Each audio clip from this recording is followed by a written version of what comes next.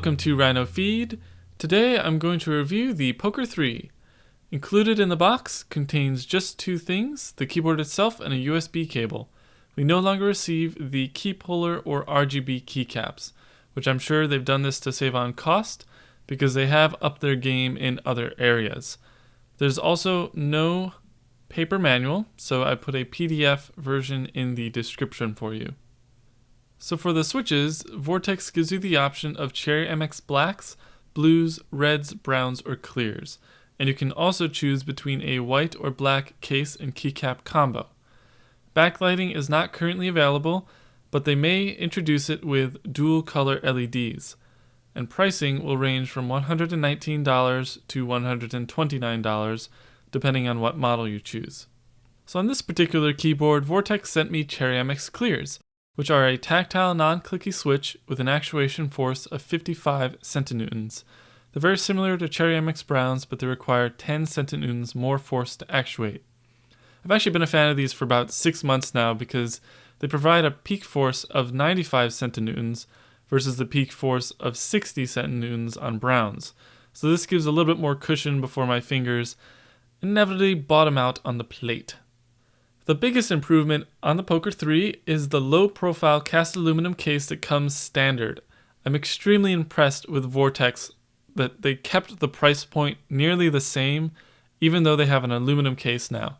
It makes the keyboard feel extremely solid, especially compared to its predecessor, which had a plastic case. And you'll notice a huge difference in the sound. In the description, I'll post a link to the sound test video so you can hear that. The case is finished in a nice, clean, matte black color. Simple lines on the sides and back, kind of an angle, kind of matches the plastic case actually, and the edges align perfectly with the steel plate. On the bottom you'll find the 4 rubber feet to provide resistance to your table and a cutout for the dip switches, as well as a metal badge including the POK3R logo and the "Enjoy Your Feeling" phrase.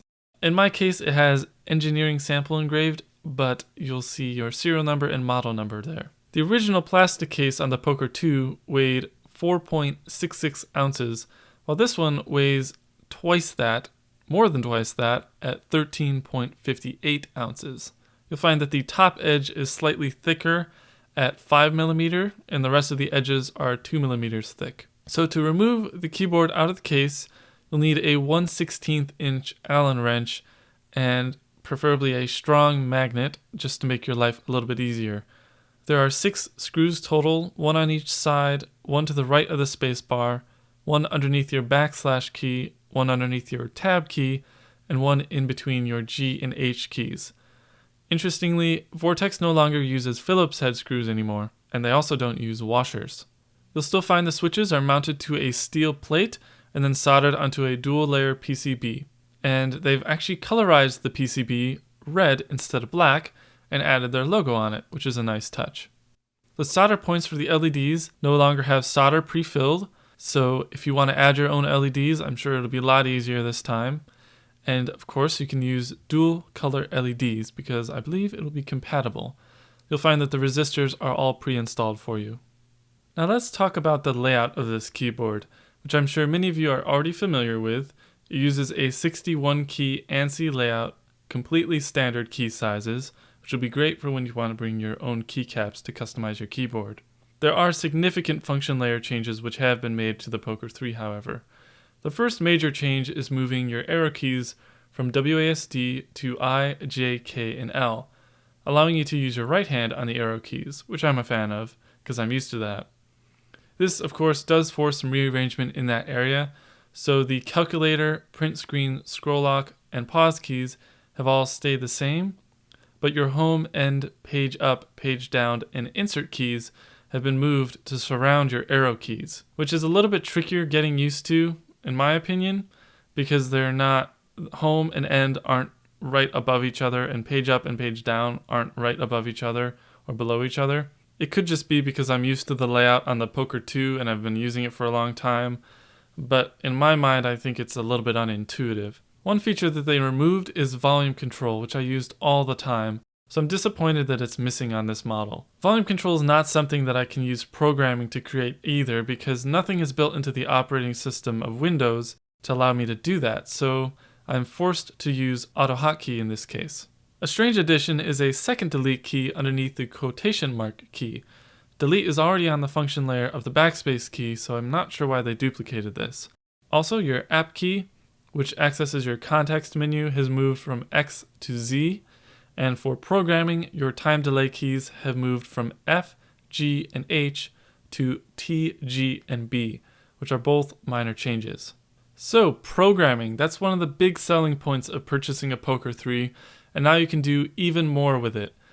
Vortex has added 3 additional layers, so you no longer have a toggle button, which used to be FN plus right shift, to switch between the default layer and the programmed layer. You can simply switch layers by pressing FN plus default, FN layer 2, FN layer 3, or FN layer 4. You can't program the default layer, only layers 2 through 4. When using any of those layers, a dual-colored LED, red and blue, will turn on to the left side of your spacebar. The default layer, there's no LED showing, but layer 2 is blue, layer 3 is red, and layer 4 is purple. Another major change to programming is we are no longer restricted to 14 keystrokes per key. Vortex has enabled up to 32, more than double that of the POK3R.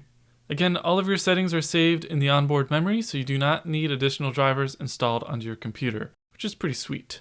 If you do any programming and you want to wipe it completely, just hold down the Alt keys for 5 seconds until the LEDs stop blinking.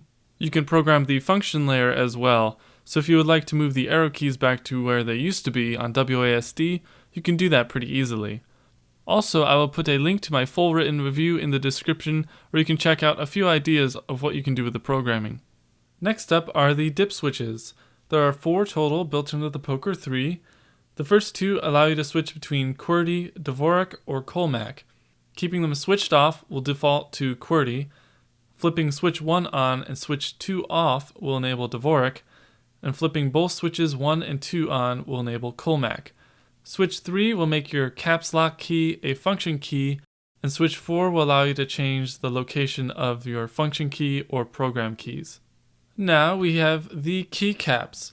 Vortex uses a high quality, thick PBT plastic in gray, and the lettering is laser engraved with an off-white infill. It's kind of a tannish color, but it's very light tan. Backlighting may be an option for this keyboard once again, and I'm sure the keycaps will be different for that model. They're going to most likely be UV-coated ABS, which they've used previously, or Vortex has a new PBT and double-shot palm keycaps, which I've seen on Massdrop, so they might use that for the backlit model. Vortex uses their signature font of choice, Bank Gothic, and they've changed the alignment of the text on some of these keycaps, so the text is no longer centered but aligned to the top left of each keycap. Your larger modifier keys are aligned to the left or right sides horizontally and to the bottom vertically. One strange alignment which was pointed out to me was the escape key. Unlike all the other keys, it is vertically centered on the keycap, which was just like the old way, so I'm not sure why they didn't match it up with the new way of alignment. I'm not really sure if it bothers me, but here's a Photoshop mock-up of what it would look like with the proper alignment. Oh, and by the way, the spacebar no longer has "Enjoy Your Feeling" printed on it. Thank goodness! Before I end my review, I want to mention a few more notable things that I didn't know where to put in what section, and I'll just list them. They're kind of random, but here we go. So first of all, Cherry MX stabilizers are used. You either like them or hate them. Nice thing is that they allow you to remove your keycaps a lot easier than the Philco style wire stabilizers. Make sure to be especially careful removing keycaps, especially if you have the Cherry MX Clear model, because the keycaps are put on very tight. The caps lock light can't be seen from the sitting position at your desk because it's a very dark blue color, and the caps lock keycap doesn't allow any light to shine through it. I've also moved the caps lock LED to the switch LED socket instead of the right of the switch, which I found interesting. The programming LEDs underneath the spacebar are also very dim, but I like them this way because they're not too blinding or distracting, because if you use a programmed layer 2 through 4, those lights are going to be on all the time. So you might not really like that, but at least they're dim and not annoying.